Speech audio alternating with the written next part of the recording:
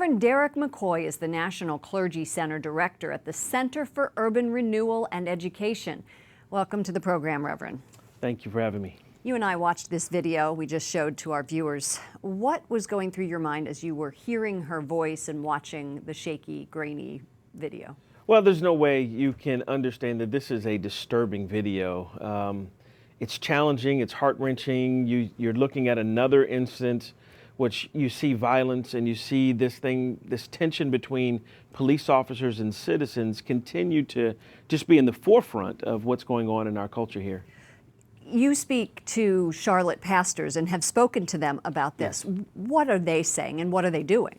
Well, one thing that's the truth of the matter is that over 70% of the people that have actually been arrested since these riots have gone on and have been doing a lot of these disturbing things that the police have taken away are not even from that area. Have they been bussed in? Or they have been bussed in. By whom? The problem is, well, see, this is the issue. You have this whole issue with Black Lives Matter. You have this issue with other kind of ancillary groups, and unfortunately it's funded by folks like George Soros and others, that they're actually bussing people in to continue to not only where you see a little tension and a little bit of a strike of a fire, but they're just illuminating it and just putting oil and gas on an already volatile situation. And that's the problem.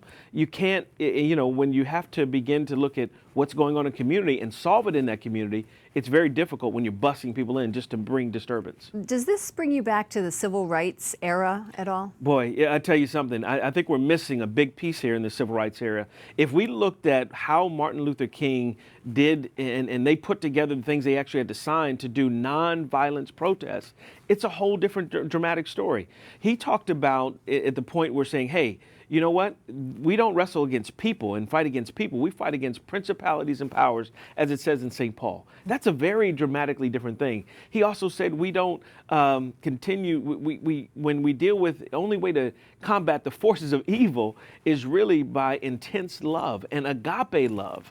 And so you don't see that being talked about in today's protests. And he was just really looking at a whole nother level of how we're fighting this from a Christian perspective, when we're all concerned, but there has to be some values that we insert into this. I think you're absolutely right. Reverend Derek McCoy is the National Clergy Center Director at the Center for Urban Renewal and Education. Thank you for joining us. Thank you.